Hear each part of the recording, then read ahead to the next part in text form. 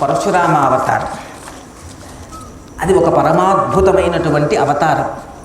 ఒకానొకప్పుడు భూదేవి గోరూపాన్ని ధరించి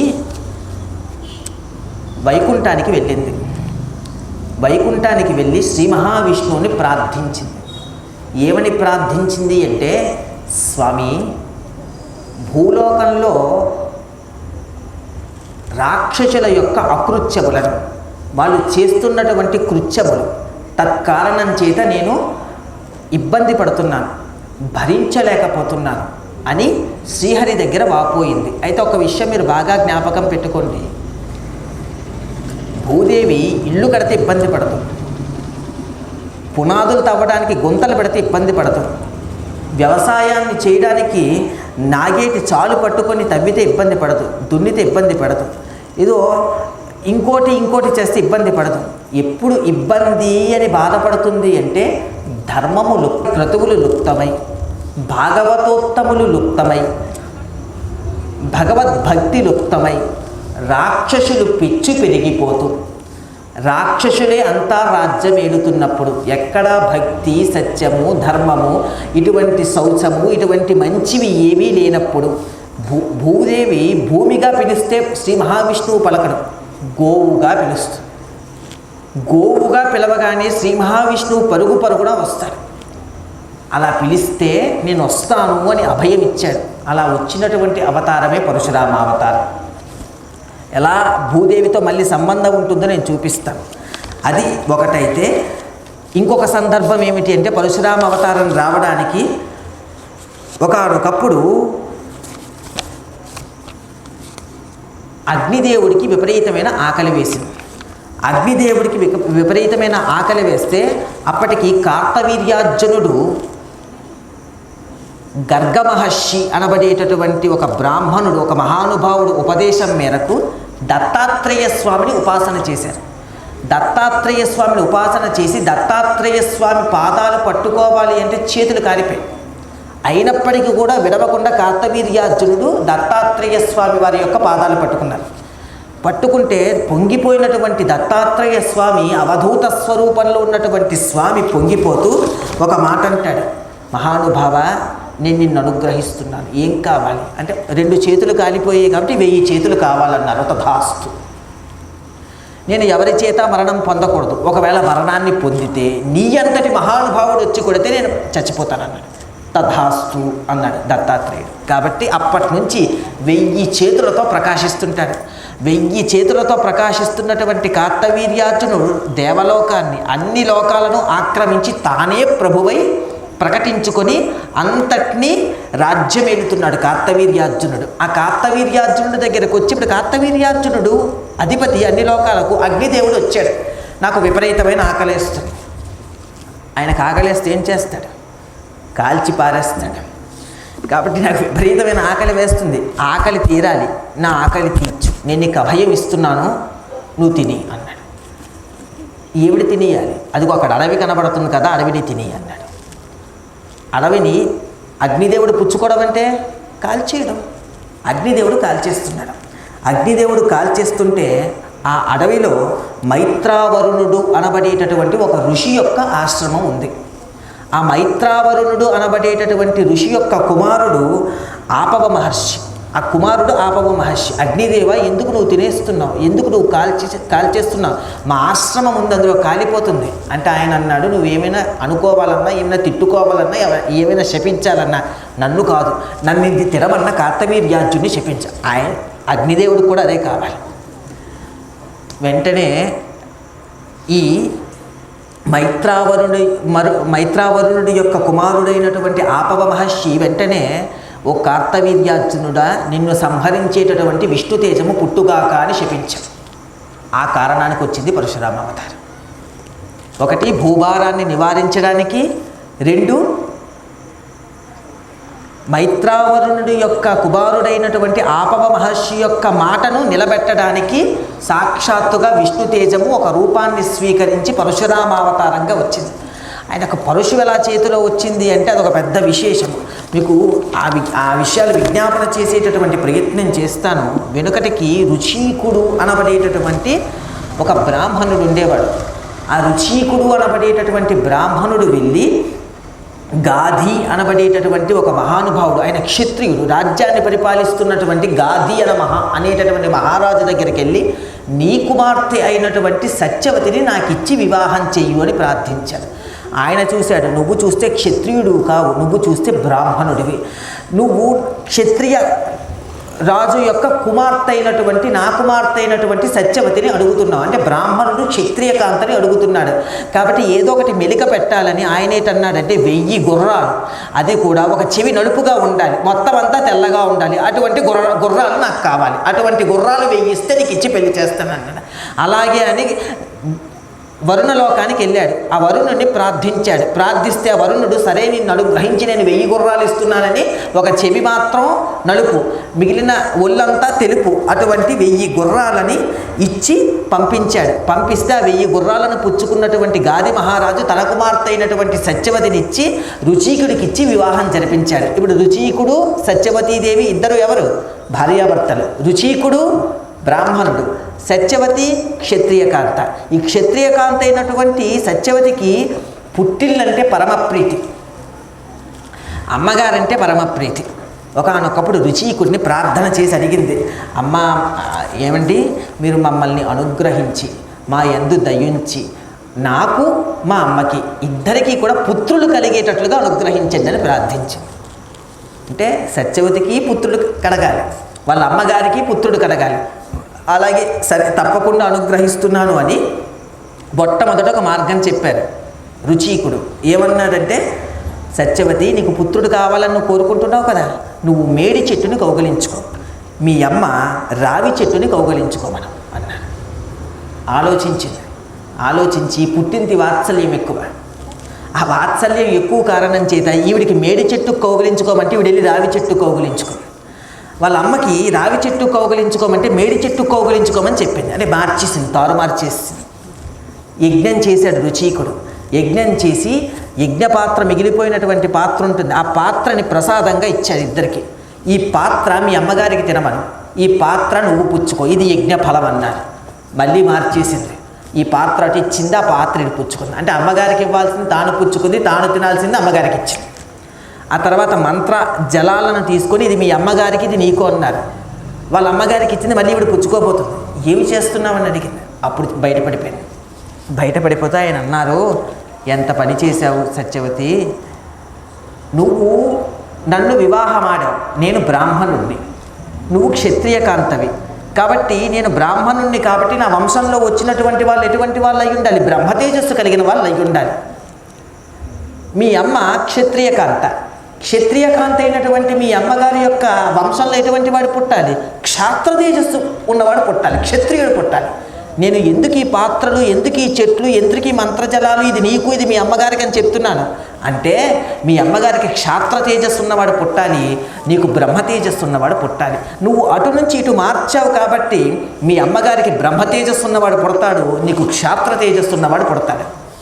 ఏమండి తప్పు అయిపోయింది, నన్ను క్షమించి రక్షించండి అని పాదాల మీద పడింది సత్యవతి, రుచీకుడు యొక్క పాదాల మీద పడితే ఆయన అన్నారు, నువ్వు తప్పైపోయింది, నీ తప్పుని క్షమించమని నువ్వు అడుగుతున్నావు కాబట్టి నేను అన్నమాటను వెనక తీసుకోవడం కుదరదు, ఒక తరానికి వాయిదా వేస్తున్నాను అన్నాడు. అలాగా సత్యవతీదేవి యొక్క తల్లి గర్భం నుంచి పుట్టినవాడు బ్రహ్మర్షి అయినటువంటి విశ్వామిత్రుడు. అలా వచ్చాడు విశ్వామిత్రుడు. యథార్థానికి ఇటు రావాల్సిన వాడు అటు వెళ్ళాడు బ్రహ్మజ్ఞానం. సత్యవతి యొక్క గర్భంలోని వెంటనే రావాల్సినటువంటి వాడు పరశురాముడు. కానీ రుచీకుడు వాయిదా వేయడం కారణం చేత ఒక తరానికి సత్యవతి యొక్క కుమారుడుగా మహానుభావుడు జమదగ్ని మహర్షి వచ్చారు. ఆ జమదగ్ని యొక్క కొడుకుగా పరశురాముడు వచ్చాడు. ఒక తరం వాయిదా వేయబడింది. అలా వచ్చింది. అంటే క్షాత్ర తేజస్సు ఇక్కడ, బ్రహ్మ తేజస్సు అక్కడ మారింది. మళ్ళీ ఒక తరం వాయిదా వేయబడింది. అప్పుడు పరశురాముడు వచ్చాడు. చిన్నప్పటి నుంచి గొప్ప బ్రహ్మ తేజస్సు, కానీ ఆయనకి వేదముల మీద ఇష్టం కన్నా ధనుర్వేదం మీద ఇష్టం ఎక్కువ. ఎక్కడి నుంచి వచ్చింది ధనుర్వేదం మీద ఇష్టం? అదే రుచీకుడు ఇచ్చిన పాత్రలు మార్చడం కారణం చేత బ్రహ్మ తేజస్సు మీద, అంటే బ్రహ్మవర్చస్సు మీద, బ్రహ్మజ్ఞానం మీద ఇష్టం ఉండవలసినటువంటి వాడు క్షాత్ర తేజస్సు. ధనుస్సు పట్టుకోవడం, బాణాలు వేయడం, ఆడుకోవడం, వీటి మీద ఇష్టం పరశురాముడికి. ఇలా ఉంటే మహానుభావుడు ఒకానొకప్పుడు ఇలా కొన్నాళ్ళు గడిచిన తర్వాత మహానుభావుడు తపస్సు చేసుకోవాలి అని నిర్ణయించుకున్నాడు. దేనికి? పరమేశ్వరుడి దగ్గర నుంచి ధనుర్వేదాన్ని పొందడానికి తపస్సు చేయాలని నిర్ణయించుకొని భృగు మహర్షి యొక్క ఆజ్ఞానుసారం, భృగువు వాళ్ళ యొక్క పూర్వీకుడు భృగు మహర్షి, జమదగ్ని యొక్క పూర్వీకుడు, రుచీకుడు యొక్క పూర్వీకుడు, అందుకే భార్గవరాముడు పూర్వీకుడు మహానుభావుడు. అయితే తపస్సు చేసుకుంటామని భృగు మహర్షి ఆశీర్వచనం చేస్తే హిమవత్ పర్వతం మీద కూర్చొని తపస్సు చేసుకుంటున్నారు. హిమవత్ పర్వతం మీద కూర్చొని తపస్సు చేసుకుంటుంటే రాక్షసులు దేవతలు ఇద్దరూ కూడా యుద్ధానికి సిద్ధమయ్యారు. దేవతల పక్షాన యుద్ధం చెయ్యమని పరమేశ్వరుడి దగ్గరకు వచ్చి దేవతలందరూ ప్రార్థన చేశారు. ప్రార్థన చేస్తే ఈ యుద్ధానికి నేను అవసరం లేదు, మీ యుద్ధం సఫలీకృతం కావాలి అంటే ఇదిగో హిమవత్ పర్వతం మీద రాముడు తపస్సు చేస్తున్నాడు. అప్పటికి భార్గవరాముడు, రాముడే, పరశురాముడు కాదు, రాముడు తపస్సు చేస్తున్నాడు. ఆయన దగ్గరికి వెళ్ళి ప్రార్థించండి అంటే దేవతా సైన్యం అంతా కూడా రాముడి దగ్గరికి వెళ్ళి ప్రార్థించింది. ప్రార్థిస్తే ఆ తపస్సు నుంచి బయటికి వచ్చి నేను మీకు సహాయం చేద్దామని అనుకుంటున్నాను, సంతోషం, మంచిదే, కానీ నా దగ్గర ఏమి అస్త్రశస్త్రాలు లేవే, ఎలా అంటే పరమేశ్వరుడు ప్రత్యక్షమయ్యి అనుగ్రహించి, నాయనా నువ్వు దేనికోసం తపస్సు చేస్తున్నావో ఆ ధనుర్వేదంలో కొన్ని అస్త్రాలను నీకు అనుగ్రహిస్తున్నాను, ఇదిగో ఈ పరశువుని కూడా నీకు అనుగ్రహిస్తున్నాను, ఈ పరశువు నువ్వు చేతిలో పట్టుకుంటే నీకు ఎదురు నిలబడగలిగిన వాడు ఎవడూ లేడు, ఇదిగో ఈ పరశువుని అనుగ్రహిస్తున్నానని పరశువుని అనుగ్రహించి ధనుర్వేదాన్ని అనుగ్రహించి కొంత భాగాన్ని అనుగ్రహించి పరమేశ్వరుడు అదృశ్యమైపోయాడు. దేవతా పక్షాన పరశురాముడు యుద్ధం చేశాడు. అప్పటి వరకు రాముడు ఉత్తరాముడు, పరశువు చేతిలోకి వచ్చిన తర్వాత పరశురాముడు యుద్ధం చేయడానికి దేవతల పలపున వెళ్ళి దేవతల పలపున యుద్ధం చేసి రాక్షసుల్ని చెదరగొట్టి సంహరించి నిలబడిపోయాడు. అప్పుడు పరశురాముడయ్యాడు. పరశురాముడయ్యి మరలా తల్లి తండ్రి, రేణుకాదేవి తల్లి తండ్రి నుంచి జమదగ్ని మహానుభావుడు అక్కడికి వచ్చాడు. అక్కడికి వచ్చి హాయిగా ఉన్నాడు, తల్లిదండ్రులకి సేవ చేసుకుంటుండేవాడు, సంతోషిస్తుండేవాడు. ఒకానొకప్పుడు ఏం జరిగింది అంటే కార్తవీర్యార్జునుడు అనబడేటటువంటి ఒక మహానుభావుడు, ఇందాక మీకు చెప్పానే దత్తాత్రేయ అనుగ్రహం పొందినటువంటి వాడు వేటకని వచ్చాడు తన సైన్యంతో. దప్పిక కొని జమదగ్ని మహర్షి యొక్క ఆశ్రమానికి వచ్చాడు. ఆశ్రమానికి వచ్చి నీళ్లు తాగడానికి వచ్చాడు. ఈ కార్తవీర్యార్జునుడు ఎలాంటి వాడంటే, ఒకటి దత్తాత్రేయ అనుగ్రహం పొందినవాడు, రెండు ఎంత అనుగ్రహంతో ఎంత శక్తిని పొందాడు అంటే ఒకానొకప్పుడు రేవా నది అని ఒక నది, ఆ నది దగ్గర ఏం జరిగింది అంటే తన భార్యలతో ఆడుకుంటుంటే ఇప్పటికీ చూడండి బోరింగ్ దగ్గర కొంతమంది వెనక కొడుతూ ఉంటే ఈ చెయ్యిని ఇలా పెట్టి అడ్డు పెట్టి ఆడుకుంటూ బాగా ఎక్కువ నీళ్లు పడిన తర్వాత ఒక్కసారి నీళ్లు విడిచిపెట్టిన తర్వాత ఇంత నీళ్లు చూస్తే ఒక్కసారి పొంగిపోతుంటారు పిల్లలు. అలాగా ఏదో చిన్నపిల్లవాడిలాగా అనిపించింది. పక్కన భార్యలందరూ ఉన్నారు, వాళ్ళందరికీ సంతోష పెట్టాలని అనిపించింది. కార్తవీర్యార్జునుడికి 1000 చేతులు, చిన్న చేతులు కాదు, అలాగే చిన్న మనిషి కాడు, 1000 చేతులను ఒక్కసారి చాచి ఆ ప్రవహిస్తున్నటువంటి రేవా నదిని అడ్డుకట్ట కట్టాడు. అంటే ఈనాడు మనం ఆనకట్టలు కట్టుకొని కిందకి నీరు ప్రవహించకుండా అడ్డు పెట్టుకొని నీటిని నిలువ చేసుకుంటామే, ఆ ప్రకారంగా అడ్డు పెట్టాడు. అడ్డు పెడితే కిందన రావణాసురుడు తన అనుచరులతోటి సంధ్యావందనము, శివార్చన ఇవన్నీ చేసుకుంటున్నాడు. నీటి ప్రవాహం ఆగిపోయింది. ఇదేమిటి నీటి ప్రవాహం ఆగిపోయింది, ఏం జరుగుంటుంది అని ఒక్కసారి పైకెళ్ళి చూశాడు. ఇతగాడికి యుద్ధం అంటే పరమ ప్రీతి. ఈయనకి 10 తలలు 20 చేతులు, ఆయనకి 1000 చేతులు. అంటే ఎవరి బలం ఎక్కువ? చూస్తుంటే వాడి బలం ఎక్కువ, కార్తవీర్యార్జునుడి బలం ఎక్కువ. ఈయనేముంచి 10 తలలు 20 చేతులు. అసలు ఇప్పటికే చాలా గర్వంతో ఊగిపోతుంటాడు. ఎవడు? రావణాసురుడు. నేను అన్నిటినీ గెలిచాను, అందరినీ గెలిచాను, ఎవరినైనా నేను గెలుస్తానని ఊగిపోయినటువంటి రావణాసుడికి యుద్ధం అంటే పరమప్రీతి. వెళ్ళి కార్తవీర్యార్జునుడితో యుద్ధం పెట్టుకున్నాడు. ఒరే వీడితో యుద్ధం ఏమిట్రా అని పట్టుకొని బంధించేసి ఎలా బంధించేశారంటే ఒక కోతిని పట్టుకున్నట్లుగా ఇలా పట్టుకొని కడుపులోని కాలి మోకాలతో ఇలా తన్ని ఇలా బంధించి తన భటుల్ని పిలిపించి కట్టేయండ్రా వీడిని తాళ్ళతో అన్నాడట. ఎవడు? కార్తవీర్యార్జునుడు రావణుడిని కట్టేశారట. కట్టేస్తే చెరసాలలో బంధించాడు కార్తవీర్యార్జునుడు రావణాసురుని. వెంటనే పులస్త్య బ్రహ్మ ఒక్కసారి ఆశ్చర్యపోయి కార్తవీర్యార్జునుడి యొక్క పరాక్రమానికి, మహానుభావ మా వంశంలో వచ్చినటువంటి వాడు విడిచిపెట్టి అంటే బ్రహ్మగారు పులస్త్య బ్రహ్మ ఇటువంటి మహానుభావులు చెప్పగా కార్తవీర్యార్జునుడు రావణాసురుని విడిచిపెట్టి ఇంకెప్పుడు ఇటువంటి తప్పు చెయ్యొద్దని హెచ్చరించి పంపించేశాడు. అంటే రావణాసుని బెదరగొట్టగలిగినంత పరాక్రమం కలిగిన వాడు కార్తవీర్యార్జునుడు. వాడు జమదగ్ని మహర్షి యొక్క ఆశ్రమానికి వచ్చాడు. ఇందులో ఇంకొక చిత్రమైన విషయం దాగుంది. ఏమిటా చిత్రమైన విషయము అంటే, పూర్వం 2 వంశాలు ఉండేవి. అందులో ఒకటి భార్గవ వంశము, 2 హైహయ వంశము. భార్గవ వంశము బ్రాహ్మణులు, ఆ వంశమంతా కూడా బ్రాహ్మణులది. హైహయ వంశము క్షత్రియులది. ఈ బ్రాహ్మణ వంశమైనటువంటి భార్గవ వంశము, క్షత్రియ వంశమైనటువంటి హైహయ వంశము 2 కూడా పరమ మిత్రత్వంతో బాగుండేవారు.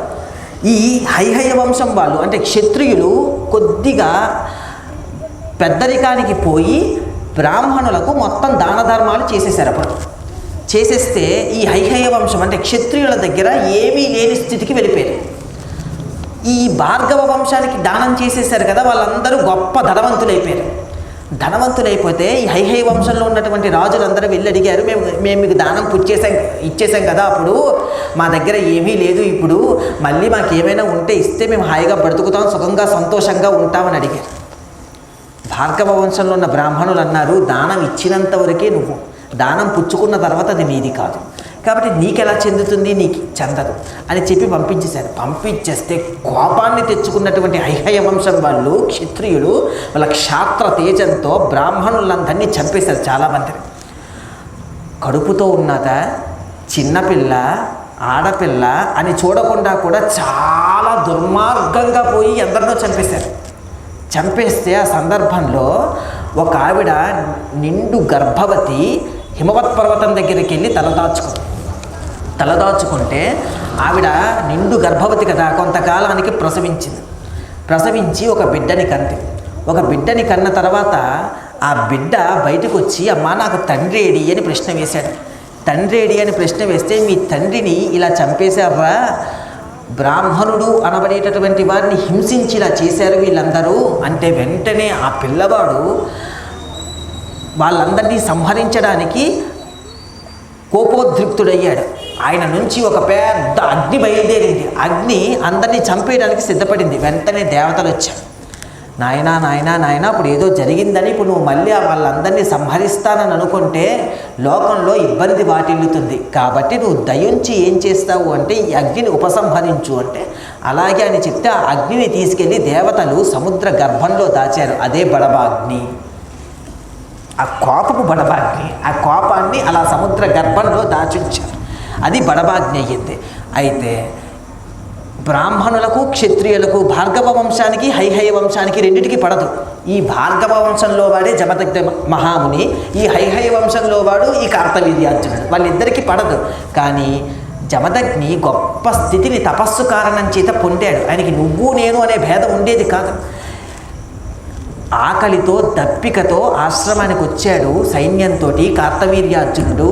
ఇంత నీళ్ళు ఇమ్మన్నాడు, ఇంకేం అడగలేదు. కానీ మీలాంటి మహానుభావులు వచ్చి ఏమీ పుచ్చుకోకుండా వెళ్ళిపోతే ఎలా అని తన యొక్క హోమధేనువైనటువంటి ధేనువుని పిలిచి, తల్లి వీళ్ళందరికీ కూడా ఏవేవి తింటారో, ఎటువంటిది తింటారో అటువంటిది నువ్వు రూపకల్పన చేసి వాళ్ళందరికీ సపర్యలు చేసేటటువంటి విధంగా ఏర్పాటు చేయి అంటే, నందిని ధేనువు యొక్క వంశంలో వచ్చినటువంటి సుశీలా ధేనువు అనబడేటటువంటి ధేనువు అనేక సంభారములను, అనేక పానీయములను, అనేక సత్కారములను ఒక్కసారిగా తన సంకల్ప కారణం చేతిగా ఏర్పాటు చేసింది. కార్తవీర్యార్జునుడు వెనకనున్నటువంటి సైన్యము ఎప్పుడు కూడా అటువంటి పరిస్థితిని చూడలేదు, అటువంటి తిండిని తినలేదు, అటువంటి గౌరవాన్ని పొందలేదు. పొందకపోతే వెంటనే కార్తవీర్యార్జునుడు అన్నాడు, ఒకప్పుడు విశ్వామిత్రుడు ఎలా ప్రవర్తించాడో వశిష్ఠుడి దగ్గర, బ్రహ్మర్షి దగ్గర అదే ప్రవర్తన. కార్తవీర్యార్జునుడు అన్నాడు, గోవులు, రత్నాలు, బంగారము వీటన్నిటి మీద ప్రభువుకు అధికారం, ఇది నాది, కాబట్టి నేను దీన్ని పుచ్చుకొని వెళ్ళిపోతున్నానని పుచ్చుకొని వెళ్ళిపోయాడు. జమదగ్ని మహాముని ప్రార్థన చేశాడు. రేణుకాదేవి ప్రార్థన చేసింది, పట్టించుకోలేదు, వెళ్ళిపోయాడు. కార్తవీర్యార్జునుడి సైన్యంతో ఆ ధేనువుతో వెళ్ళిపోతుంటే ఆ ధేనువు చాలా బాధపడి అంబారావాలు చేసేది, అయినా లాక్కుని వెళ్ళిపోయాడు. ఆయన పరిపాలిస్తున్నటువంటి రాజ్యమే మాహిష్మతి. అదే మాహిష్మతి ఆయన చేత స్థాపింపబడింది. ఆ మాహిష్మతికి పట్టుకెళ్ళిపోయాడు. ఏదో బయటికి వెళ్ళాడు పరశురాముడు, మళ్ళీ ఆశ్రమానికి వచ్చాడు. జమదగ్ని బాధపడుతున్నాడు, రేణుకాదేవి బాధపడుతున్నారు. అమ్మ ఏమైంది అని అడిగాడు. అడిగితే ఏమీ లేదు నాన్న, ఇలాగా ఆకలితో వచ్చారు, దప్పికతో వచ్చారు, అతిథి సత్కారాలు చేసి గౌరవించినటువంటి పరిస్థితికి ఇదిగో ఇలా పట్టుకు వెళ్ళిపోయారు. సుశీలాధేనువుని పట్టుకెళ్ళిపోయారు, ఆ కామధేనువుని పట్టుకెళ్ళిపోయారు. ఆ గోవుని రక్షించుకోవడానికి పరశురాముడు గండ్రగొడ్డలి పట్టుకుని బయలుదేరుతున్నాడు. గోవు అన్నమాట ఇందాక మీకు చెప్పానే ప్రారంభంలోనే, గోమాత ప్రార్థన చేస్తే నేను అవతార స్వీకారం చేస్తానని, ఆ అవతార స్వీకారం పరశురాముడిగా వచ్చిందని మళ్ళీ అదే గోవు కోసం మళ్ళీ పరిగెట్టాడు. అది మధ్యలో ఉన్నటువంటి ఒక ప్రధానమైనటువంటి ముడి. కాబట్టి మళ్ళీ పరిగెట్టి చేతిలో ఒక్క పరశు. ఆశ్చర్యకరమైన విషయం ఏంటో తెలుసా, మాహిష్మతికి పక్కన ఒక్కడిని సహాయానికి కూడా పట్టుకు వెళ్ళలేదు. అంత గొప్ప మాహిష్మతికి వెళ్ళాడు. ఎంతమంది ఉన్నారో తెలుసా, రాజులు, రాజ్య సైన్యం. ఈ పరశురాముడు గొడ్డలి పట్టుకొని వెడితే అందరూ కూడా నవ్వుకున్నారు. అరే బ్రాహ్మణుడేమిట్రా, వాడికి యుద్ధమేమిట్రా, అది మాతో యుద్ధమేమిటి, అది ఒంటరిగా వచ్చి ఇంతమందితో యుద్ధమేమిటి. అయినా బ్రాహ్మణుడే అయినప్పటికీ కూడా ఆయుధాలు పట్టుకొని వచ్చాడు కాబట్టి మనం చంపేసినా మనకు పాపం రాదు, కాబట్టి మనం చంపేద్దామని చెప్పి వాళ్ళందరూ వాళ్ళ యొక్క ఆయుధాలను ఉపయోగించి యుద్ధం చేయడానికి సిద్ధపడ్డారు. మాహిష్మతిలో ఉన్నటువంటి సామంతులు, రాజులు అందరూ యుద్ధం చేస్తే ఆశ్చర్యకరమైన విషయం ఏంటో తెలుసా, 17 అక్షోహిణీల సైన్యము, కోటాను కోట్ల యోధులు ఒకవైపు, పరశురాముడు ఒక్కడొకవైపు. చేతిలో పరశువు పట్టుకొని అన్ని అక్షోహిణీల సైన్యాన్ని తెగనరికేశాడు.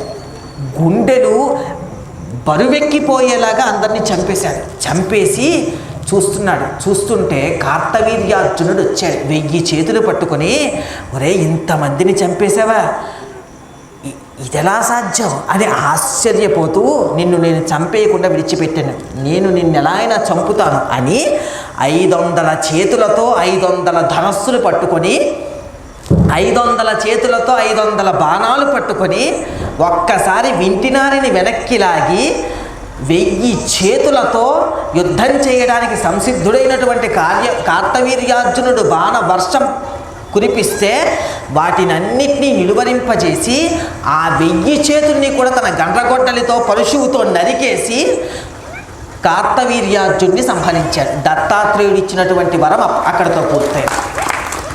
నా అంతటి వాడితో సంహరింపబడతానన్నావు కదా, నా అంతటి వాడిని నేనే. ఆయనే ఇలా వచ్చాడు. ఒకానొకప్పుడు పరమేశ్వరుడు కోసం తపస్సు చేస్తే పరమేశ్వరుడు యొక్క చైతన్యము, పరమేశ్వరుడు యొక్క ఆవేశము, పరమేశ్వరుడు యొక్క కిరణము, ఒక అంశ పరశురాముడి యందు ప్రవేశించింది. ఆ ప్రవేశించి ఉన్నది ఆయన. ఇతపూర్వం నారాయణుడు, ఆయనలో నారాయణ అంశ, ఆయనలో శివతేజస్సు కలిసింది. శివాంశ, శివకేశవులు ఒకటై భాషించినటువంటి అవతారం పరశురామ అవతారం. అందుకే దత్తాత్రేయుడు చూడండి, శివుడు ఉంటాడు, కేశవుడు ఉంటాడు, బ్రహ్మ ఉంటాడు.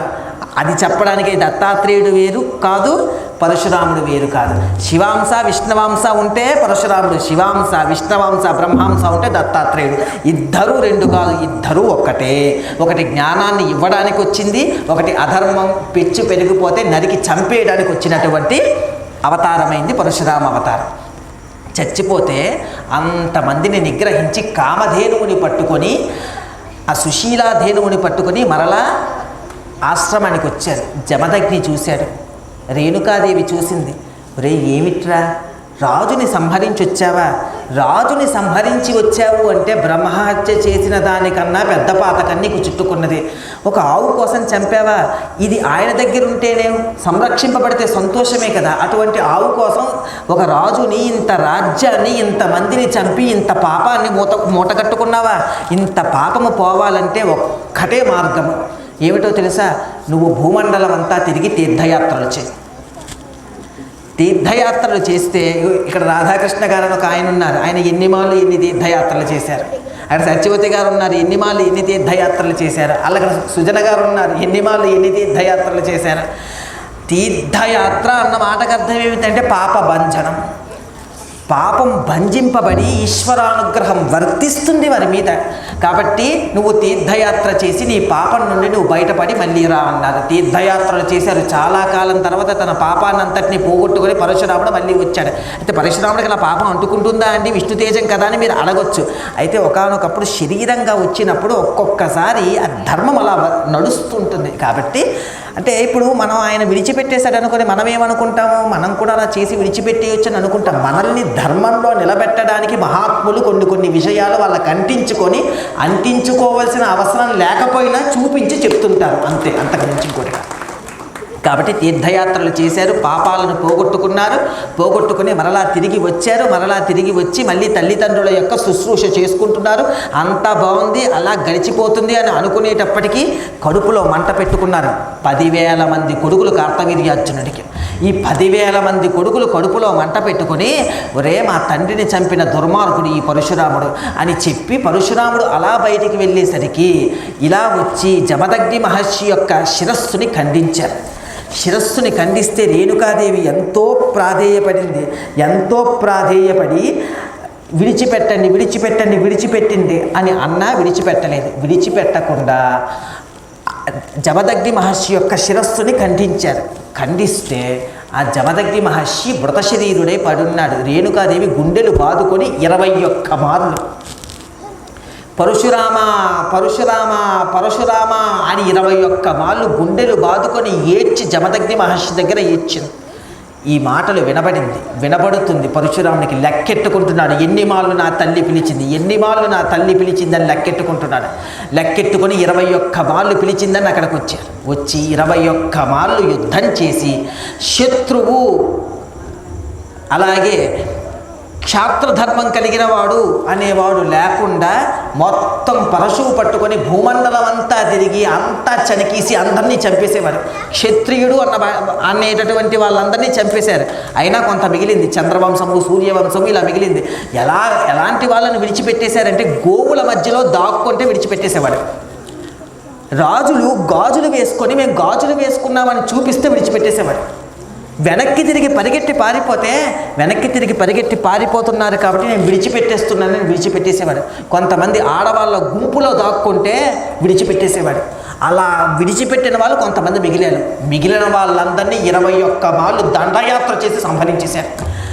కురుక్షేత్రం దగ్గర మహానుభావుడు ఆయన ఈ చంపినటువంటి వాళ్ళ రక్తమంతా కూడా ఒక దగ్గర ఏర్పాటు చేసి ఆ ఏర్పాటు చేసినటువంటి దాంట్లో పెద్ద కుండలాలలో ఈ రక్తాన్ని పోస్తూ ఉండేవాడు. అంటే అంతమందిని చంపి దాన్ని శమంత పంచకము అని అంటారు. ఆ శమంత పంచకం దగ్గర ఈ రక్తాలను చంపినటువంటి రాజుల్ని చంపినటువంటి వాళ్ళ యొక్క రక్తాన్ని తీసుకొచ్చి అందులో వేసి నిలువ చేశాడు.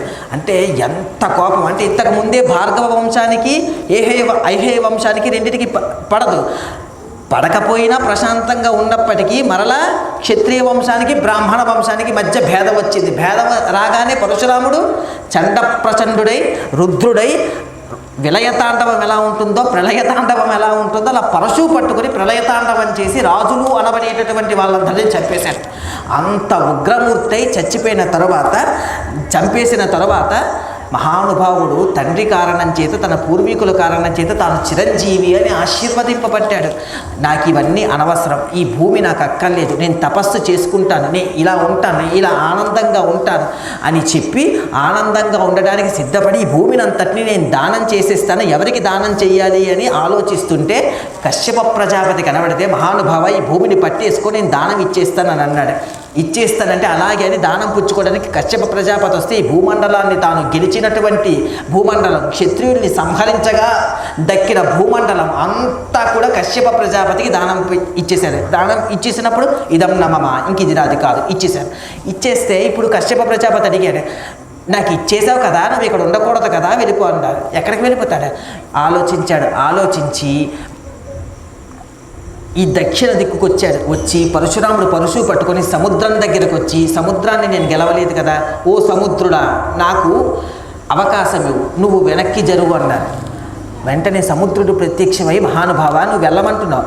ఇప్పుడు పరశురాముడు కోపిష్టి, వెళ్ళమన్నప్పుడు ఆయన మనస్సులో అనుకునే దానికన్నా తక్కువ వెళ్ళింది అనుకోని ఇంతే వెళ్తామంటాడు, ఎక్కువ వెళ్ళింది అనుకో నేను అంత ఆశపోతున్నా అంటాడు. ఎందుకు వచ్చింది ఈ బాధ? స్వామి మీ చేతిలో ఉన్నటువంటి పరశువుని విసరండి, అది ఎక్కడ వరకు పడితే అంతవరకు భూమిని మీకు ఇచ్చేస్తానన్నాడు సముద్రుడు. అలాగే అని పరశువుని విడిచిపెట్టాడు, విసిరితే కొంతవరకు వెళ్ళింది, అంతవరకు భూభాగాన్ని విడిచిపెడుతూ సముద్రం వెనక్కి వెళ్ళింది. అదే ఈనాడు కేరళ ప్రాంతమైంది. అక్కడ ప్రతిష్ఠ చేసిన ఆలయాలు త్రిశూరు ఇటువంటివన్నీ కూడా పరశురామ ప్రతిష్ఠితమైనటువంటి ఆలయాలు. అందుకే దానికి పేరేమిటి అంటే పరశురామ క్షేత్రాలు. ఈ ద్రవిడ దేశంలో, ఈ ఆంధ్రదేశంలో కొంతమంది బ్రాహ్మణుల్ని పట్టుకు వెళ్ళి మళ్ళీ వీళ్ళు అక్కడ నచ్చకపోతే వెనక్కి వచ్చేస్తారని సాంప్రదాయాన్ని కూడా మార్చేసి వెనక శిఖ పెట్టుకోకుండా మధ్య శిఖ పెట్టి ఈ పైన శిఖ పెడుతుండేవారు. అక్కడ వాళ్ళని పెడితే ఇప్పుడు వాళ్ళు పొరపాటున అటు నుంచి ఎవరో గుర్తొచ్చి ఇటు వచ్చారనుకో, ఒరే వీడేమిట్రా ఇక్కడ పెట్టుకున్నారని ఎవరైనా చూసి నవ్వుతారని చెప్పి మళ్ళీ కేరళలో బతుకుతున్నవాడు ఆంధ్ర రాష్ట్రానికో ద్రవిడ రాష్ట్రానికో రాడు, అక్కడే ఉంటాడు. అక్కడే ఉండి తన ధర్మాన్ని, తాను పెట్టినటువంటి ధర్మము నిలబడి ముందుకు నడవాలి. కాబట్టి అక్కడ మధ్య అటువంటి పరశురాముడు అటువంటి మహానుభావుడు. కాబట్టి అటువంటి మహానుభావుడైనటువంటి పరశురాముడు ఈ జమదగ్ని మహర్షి ఎప్పుడైతే శరీరాన్ని విడిచిపెట్టాడో, ఆ శరీరాన్ని విడిచిపెట్టిన తర్వాత ఏమైంది అంటే ఆయన తన యొక్క తపశ్శక్తి కారణం చేత సప్తర్షి మండలంలోని 7వ ఋషిగా వెళ్ళి జమదగ్ని మహర్షి చేరిపోయాడు. చేరిపోయిన తర్వాత పరశురాముడు చిరంజీవిగా ఉండి 7 చిరంజీవులు కదా, 7 చిరంజీవుల్లో పరశురాముడు ఒకడు. అశ్వత్థామ, బలిర్, వ్యాసో, హనుమాంశ్చ, విభీషణ, కృపా పరశురామశ్చ సప్తైదే చిరంజీవుల. పరశురాముడు చిరంజీవి. ఆ చిరంజీవి పరశురాముడైనటువంటి వాడు ఇప్పటికీ కూడా మహేంద్ర పర్వతం మీద ఉంటుంటాడు. ఎప్పుడు తనకు అవకాశం ఉంటే అప్పుడు మళ్ళీ బయటికి వస్తుంటాడు. ఒకానొకప్పుడు విష్ణువు యొక్క విల్లు రుచీకుడికి ఇస్తే, రుచీకుడు ఎవడు? జమదగ్ని యొక్క తండ్రి, పరశురాముడికి తాత. ఆ వంశానికి ఇస్తే విష్ణువు యొక్క విల్లుంది.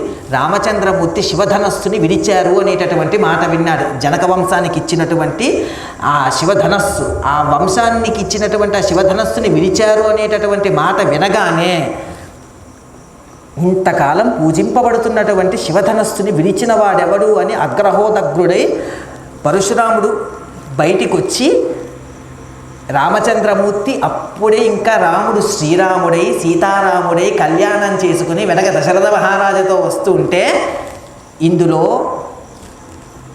శివధనుర్భంగం చేసినదెవరు అంటే భయపడిపోయి హడలిపోయాడు తండ్రి అయినటువంటి దశరథ మహారాజు. అయ్య బాబోయనికి క్షత్రియుడంటే వైరం, క్షత్రియుడంటే పడదు, క్షత్రియుడు అంటే చంపేస్తాడు. ఇప్పుడు శివధనుర్భంగం ఈ చిన్నపిల్లవాడు చేశాడంటే చంపేస్తాడేమో, ఇప్పుడే పెళ్ళయింది అని భయపడిపోతూ ముందుకొచ్చాడు. స్వామి వినపాలనుకోలేదు కానీ అలా జరిగిపోయింది అంటూ ఏదో చెప్పబోతున్నాడు. వెంటనే రామచంద్రమూర్తి ముందుకొచ్చి అడుగులు వేసి నేనే విడిచాను అంటే, ఓ అంతటి ఘనుడువా అంటే శివధనస్సుని ఎక్కువ పెట్టగలిగిన వాడివి విష్ణు ధనస్సుని కూడా ఎక్కువ పెట్టగలుగుతావు. ఏది విష్ణు ధనస్సుని ఎక్కువ పెట్టు అని ఒక్కసారి తను స్మరించినంత మాత్రం చేత పరశురాముడి చేతిలోకి విష్ణు ధనస్సు వచ్చింది. ఆ విష్ణు ధనస్సు రామచంద్రమూర్తి చేతిలో పెట్టాడు. అక్కడే ఒక విషయం జరిగింది. తన ఆవేశం ఏదైతే ఉందో రావణాసుడిని చంపడానికి రామచంద్రమూర్తికి పరశురాముడు ఇచ్చేశాడు. ఆవేశావతారం, పరశురామ అవతారం. రామచంద్రమూర్తి ఎప్పుడైతే విష్ణు ధనస్సుని పట్టుకున్నాడో అర్థమైంది సాక్షాత్తుగా అయిన విష్ణువే. విష్ణువు కాకపోతే విష్ణు ధనస్సును అధిరోహించలేడు, విష్ణువు కాకపోతే శివధనస్సుని పట్టుకోలేడు, ఈయన విష్ణువే అన్న విషయం అర్థమైన తర్వాత ఒక్కసారి వింటినారిని లాగి బాణాన్ని పట్టుకుని రామచంద్రమూర్తి పరశురాముడిని అడిగాడు, మహానుభావ నేను బాణాన్ని ఎక్కుపెట్టాను, నా బాణము వ్యర్థం కాకూడదు, ఈ వ్యర్థం కానిది నా బాణం రామబాణం. ఇప్పుడు నీకు 2 శక్తులు ఉన్నాయి. ఒకటి ఇప్పటి వరకు నువ్వు తపస్సు చేసుకొని సంపాదించుకున్న అనేక పుణ్యముల కారణం చేత ఏర్పడిన పుణ్యలోకాలు ఒకటి. రెండోది నువ్వు ఎక్కడికి స్మరిస్తే అక్కడికి వెళ్ళగలిగినటువంటి గమన శక్తి. ఈ రెండిట్లో ఈ బాణానికి దేన్ని లక్ష్యంగా చేయమంటావో చెప్పు అని అడిగాను. మహానుభావ నేను భూమిని దానం చేసేసాను, ఇక్కడ ఉండకూడదు, నాకు ఈ అక్షయమైనటువంటి పుణ్యలోకాలు నాకేం అవసరం లేదు, కాబట్టి నీ బాణానికి ఆ పుణ్యలోకాలను లక్ష్యంగా చెయ్యంటే రామచంద్రమూర్తి బాణాన్ని విడిచిపెడితే తాను సంపాదించుకున్నటువంటి అంటే పరశురాముడు సంపాదించుకున్నటువంటి అక్షయమైనటువంటి పుణ్యలోకాలన్నీ కూడా దగ్ధమైపోయాయి. ఎప్పుడైతే పుణ్యం పోయిందో పాపం పోయిందో మోక్షానికి అర్హుడు అన్న మాటకు అర్థం. అంటే రామచంద్రమూర్తి పుణ్యం తీసేయడం కూడా అది గొప్ప విషయము. కాబట్టి పుణ్యాలు ఎప్పుడైతే పోయాయో తన స్మరణ శక్తి కారణం చేత తాను ఇప్పటికీ మహేంద్ర పర్వతం గిరిపైకి వెళ్ళిపోయాడు. ఇప్పటికీ అక్కడే దర్శనమిస్తున్నాడు. ఇప్పటికీ చతుర్దశి తిథి యందు అక్కడ వచ్చి కనబడుతుంటారు. ధర్మరాజాది మహానుభావులకు కూడా అక్కడే కనబడ్డారు అని చెప్తారు. అంత గొప్ప పరశురాముడు ఇంకా చెప్పుకోవడానికి ఎన్నో విశేషాలు ఉన్నప్పటికీ కూడా కాలాతీతం అవుతున్నటువంటి కారణం చేత మహానుభావుడి గురించి ఒక్క మాట చెప్పుకున్న అదృష్టం కాబట్టి ఈనాడు పరమాద్భుతమైనటువంటి వామనావతారము, పరశురామావతారము అనేటటువంటి రెండు పరమాద్భుతమైనటువంటి ఘట్టాలను పూర్తి చేసుకుంటూ ఆ మహానుభావుడు అంత ఖ్యాతిని పొంది చిరంజీవి అయి ఇప్పటికీ ఉన్నాడు అనేటటువంటి విషయాన్ని మనం బలీయంగా విశ్వసించి నమ్మాలి. అంత గొప్ప అవతారం పరశురామావతారం. రేపటి రోజున రామావతారం, బలరామావతారం గురించి మాట్లాడుకునేటటువంటి ప్రయత్నం చేద్దాం. మంగళాశాసన పరైరమదాచార్య పురోగమై సర్వైశ్య పూర్వైరాచార్యై సత్కృతాయ అస్తు మంగళం. మంగళం కోసలేంద్రాయ మహనీయ గుణాత్మనే చక్రవర్తి తనూజాయ సార్వభౌమాయ మంగళం. ఉమాకాంతాయ కాంతాయ కవితార్థప్రదాయినే శ్రీగిరీశాయ దేవాయ మల్లినాథాయ మంగళం. సర్వం శ్రీ ఉమామహేశ్వర పరబ్రహ్మార్పణమస్తు. స్వస్తి.